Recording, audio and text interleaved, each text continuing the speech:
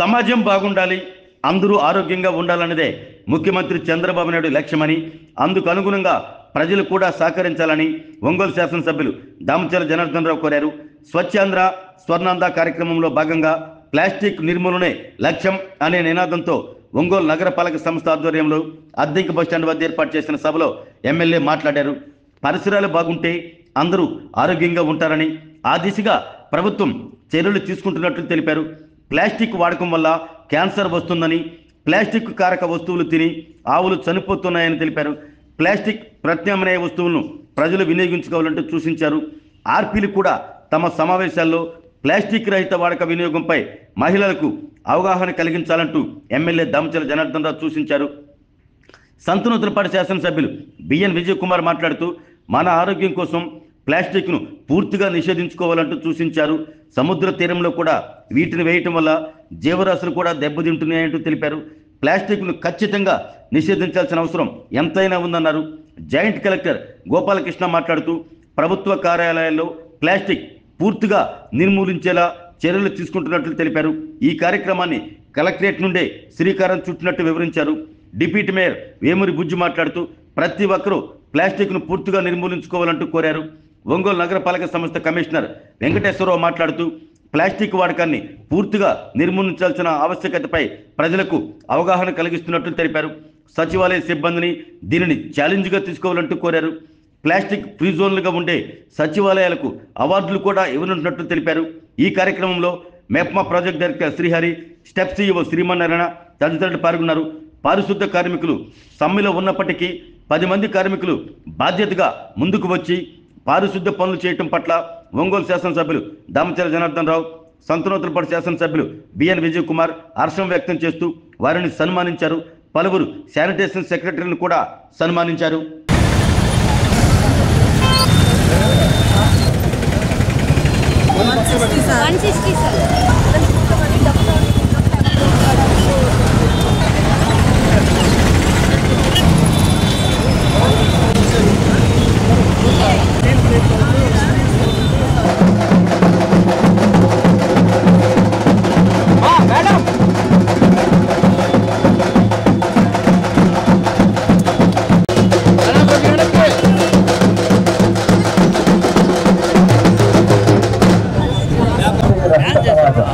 Plastic నిర్మూలన అనేది ఉన్నాయో ట్రంక్ రోడ్ ద్వారా మనము ఈ రాని కార్పొరేటర్లు, డిప్యూటీ మేయర్ గారు అందరూ భరిస్తున్నాము.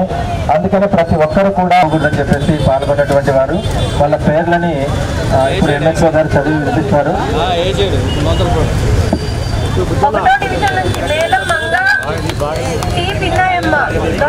మణికుమారి సుజాత, 3వ డివిజన్ డి సుబ్బారావు, ఎం సుబ్బారావు, 4వ డివిజన్ యలమంద,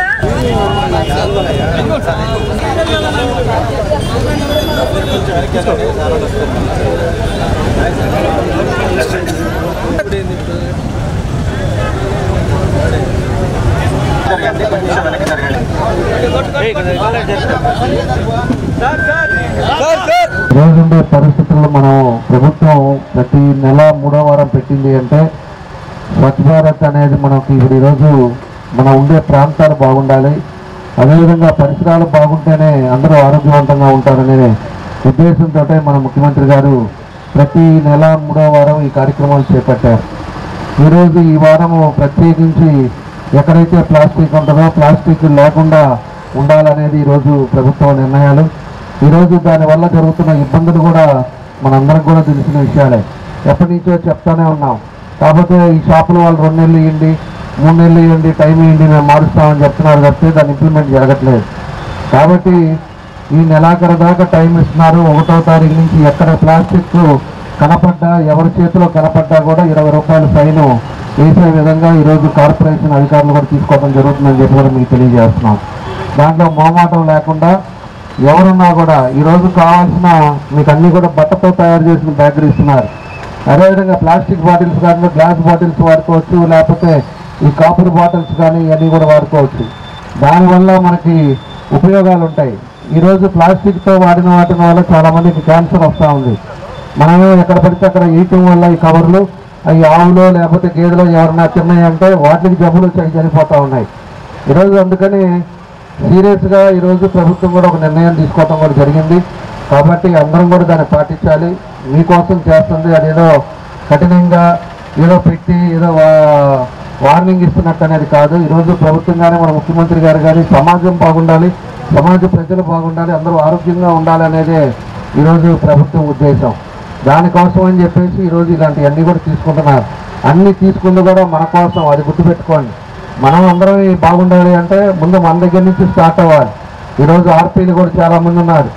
మీరు ఎప్పుడు కూడా పబ్లిక్లోనే ఉంటారు, ఎక్కువ గ్రూపులతో సంబంధాలు ఉంటాయి, మహిళలు ఎక్కువ మంది ఉంటారు. మీరు కూడా వాళ్ళని ఎడ్యుకేట్ చేయండి.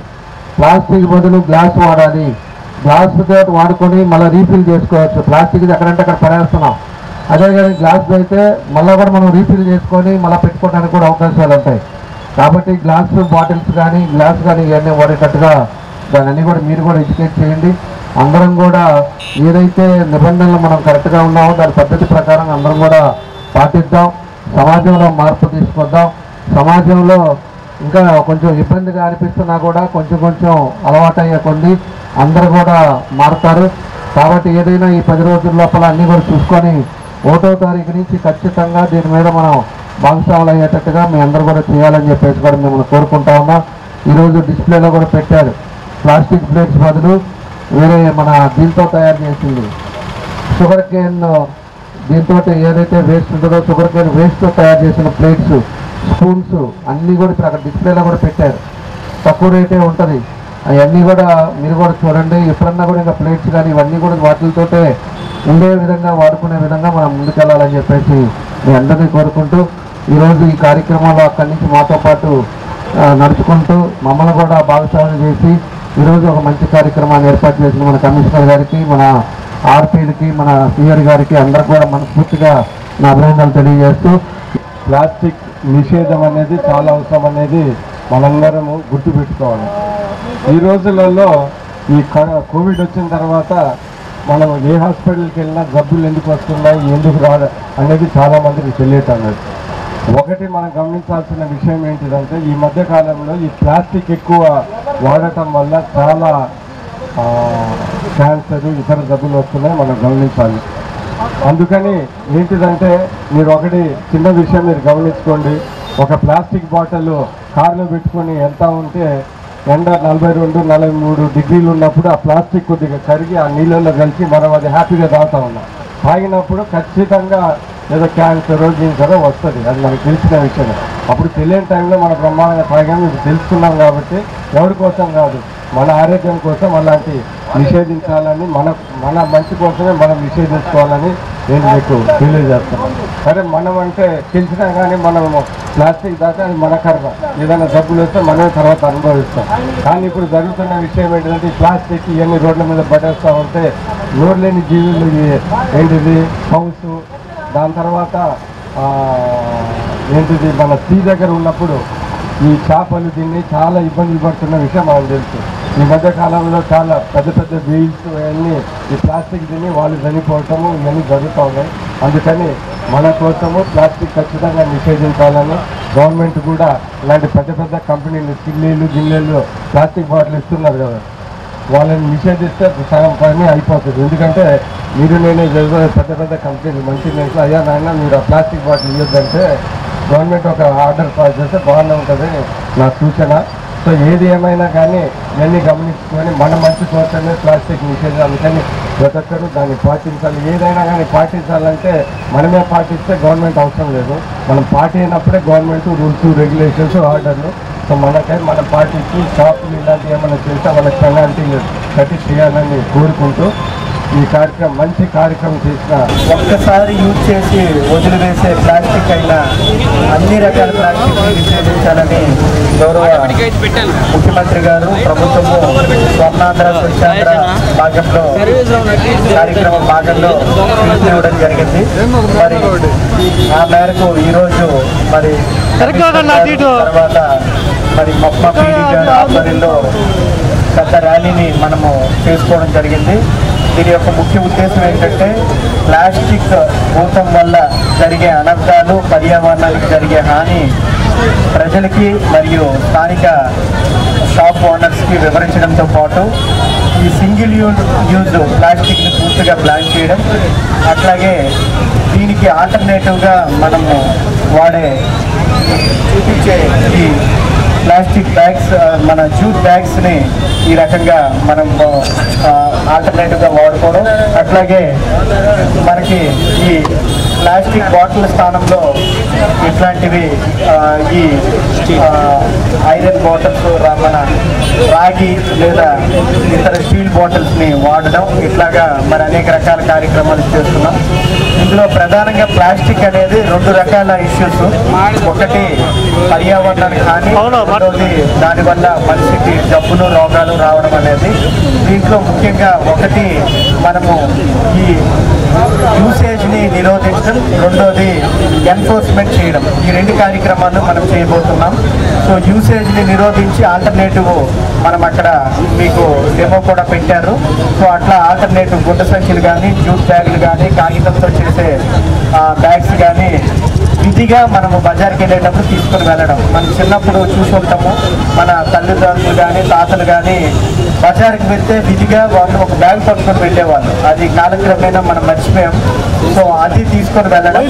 రెండోది సచివాలయ సిబ్బంది ఏమిటి ఆ ఛాలెంజ్ అంటే, మనకు ఏ సచివాలయం అయితే ప్లాస్టిక్ రహిత మన కార్పొరేషన్ పరిధిలో ప్లాస్టిక్ నిర్మూలిస్తూ మనము ప్లాస్టిక్ ఫ్రీ జోన్లను ప్రకటించేటువంటి వారికి ప్రత్యేక అవార్డులు ఇస్తున్నాము. అందువల్ల సచివాలయ సిబ్బంది, నోడల్ ఆఫీసర్స్ అందరూ కూడా దీన్ని ఉపయోగించుకొని ఛాలెంజ్ని స్వీకరించవలసిందిగా ప్రతి ఒక్కరు కూడా విజ్ఞప్తి చేస్తున్నాను.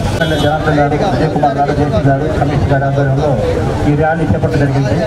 ప్రతి ఒక్కళ్ళు నేను చెప్పేవని కాకుండా వాళ్ళ స్వచ్ఛందంగా వాళ్ళ ప్లాస్టిక్ని వదిలేసి మంచి ఈ సంచులు పట్టుకుంటా తిరుగుతూ ఉంటే వాళ్ళకి ఆరోగ్యానికి మంచిది, భవిష్యత్తులో కూడా మన భావితరాలు కూడా బాగుంటారని చెప్తూ దీనికి నాకు సహకరించే మన కమిషనర్ గారికి అందరికీ కూడా ధన్యవాదాలు. ఆరోగ్యమే మహాభాగ్యం అంటారు, కానీ ఆరోగ్యాన్ని నమ్మకంగా కాపాడే స్థానం ఎక్కడ? ఇది ఒంగోలులో మీకు దగ్గరగా మన Venkataramana nursing home private limited caring your life 54 ఏళ్ల విశ్వాసంతో ఇది ఒక హాస్పిటల్ కాదు, ఇది ఒక విశ్వాసం. 3 తరాలుగా వేలాది కుటుంబాలను ఆరోగ్యంగా నిలిపిన ఆదరణ. మా నిపుణుల వైద్య బృందం మా దగ్గర అనుభవం కలిగిన బృందంలో అందించే సేవలు neuro surgery, general medicine, diabetes, pulmonologist, general surgery, ophthalmology, urology, orthopaedic, ENT, paediatrics, dental surgery, anaesthesiology, gynaecology, cardiology, emergency మరియు క్రిటికల్ కేర్. ఒంగోలులో ఆరోగ్యానికి ఒక కొత్త శకం ప్రారంభమవుతుంది. వెంకటరమణ ఐ హాస్పిటల్ ప్రారంభించబడింది. కంటి ఆరోగ్యానికి ప్రత్యేక పరిష్కారంగా ప్రభుత్వ ఉద్యోగులు, రిటైర్డ్ ఉద్యోగులు మరియు వారి కుటుంబ సభ్యుల కోసం ఈహెచ్ఎస్ ద్వారా వైద్యం, క్యాష్లెస్ సేవలు, మెడియాసిస్, స్టార్, జీహెచ్పిఎల్, ఆదిత్య బిర్లా, బజాజ్ అలియన్స్ మరియు ఇతర ప్రముఖ హెల్త్ స్కీమ్లు అందుబాటులో ఉన్నాయి. ఆరోగ్యశ్రీ, డాక్టర్ ఎన్టీఆర్ వైద్య సేవా నిధి అందుబాటులో ఉన్నాయి. చిరునామా ఆర్టీసీ బస్టాండ్ ఎదురుగా, Kurnool road, Ongole. Phone number 08592282623, cell number 9100679099, eye hospital number 9866484770, website www.venkatramananursinghome.com, Facebook www.facebook.com/pkrnh. Venkataramana nursing home, 3 తరాల విశ్వాసం, నూతనతతో కూడిన సేవ.